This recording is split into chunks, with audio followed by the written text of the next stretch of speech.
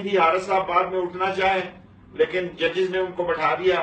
میں نے ججز کو کہا جناب یہ اگر نواز شریف صاحب نے کل جو بیان دیا ہے لواری ٹنل میں ان کے خلاف توہین عدالت کا مقدمہ کیا جائے. یہ آپ کے وہ تو لواری جو جے آئی ٹی ہے وہ تو اپنے اپنے دفتروں میں چلی گئی ہے, یہ آپ کو گالیاں دے رہا ہے, یہ آپ کے خلاف باتیں کر رہا ہے. اور میں 7 دفعہ وزیر رہا ہوں, مجھے پتہ ہی نہیں تھا کہ باہر نوکری کی جا سکتی ہے, ورنہ دن کو میں یہاں ہوتا اور رات کو دبئی میں جا کے ملازمت کرتا. یہ سارا کیس میرا خیال ہے شکر ہے خدا کا, میں نے کہا مجھے ڈر تھا کہیں شیخ عظمت صاحب جو ہے اللہ تعالیٰ ان کی صحت بہتر کریں اور یہ تمیز دھاگے کا میں نے کہا کام کرتے ہیں. وہ ڈبہ لے آئے 34 سال کے ریکارڈ کا.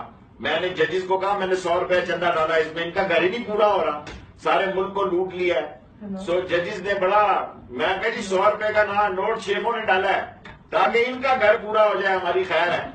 سو کیس میں تو جی آج میں نے کہا کہ بھئی سارے چیزوں میں ان کو معاف کر دیں, منی لینڈرنگ میں معاف کر دیں, بینیفیشری ہونے میں معاف کر دیں, ہل میٹل میں معاف کر دیں, ان کو سارے کیسوں میں معاف کر دیں. لیکن جو انہوں نے عدالت کی توہین کی ہے, جھوٹ بولا ہے, عدالت کے سامنے غلط ڈاکومنٹ دیے ہیں, عدالت کے سامنے انہوں نے جان بوجھ کر فورج ڈاکومنٹ کیے ہیں, ان کو سیدھے یہاں سے 7 سال قید کے لیے بھیجیں. اور میں نے بہت ساری لسٹ دی قانون کی گئی ہے یہ مقدمہ ان کے خلاف دائر کرے. تو شیخ عظمت کہنے لگے کہ موٹر کنٹرول کا مقدمہ ہی باقی رہ گیا ہے شیخ صاحب اس کے بعد.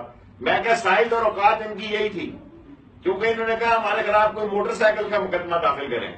میں نے کہا ہونے کے قابل تو یہی تھے, یہ 800 کروڑ فلیٹوں کے مالک بن گئے ہیں. اور ابھی بھی اگر آپ نے بڑے لوگوں کو سزا نہ دی, کیونکہ تفتیش سے پاکستان میں کبھی کوئی مطمئن نہیں ہوا, اگر آپ نے بڑے لوگوں کو سزا نہ دی تو پھر اس ملک کا اللہ حافظ ہے, یہ ملک کس طرح نہیں چل سکتا.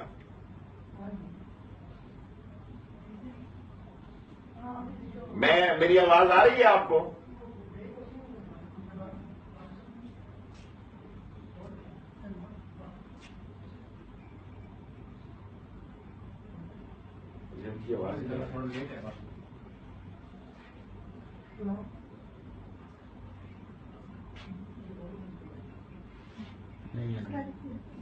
آواز نہیں آ رہی, یہ موبائل دوبارہ کال کروں. دیکھو یار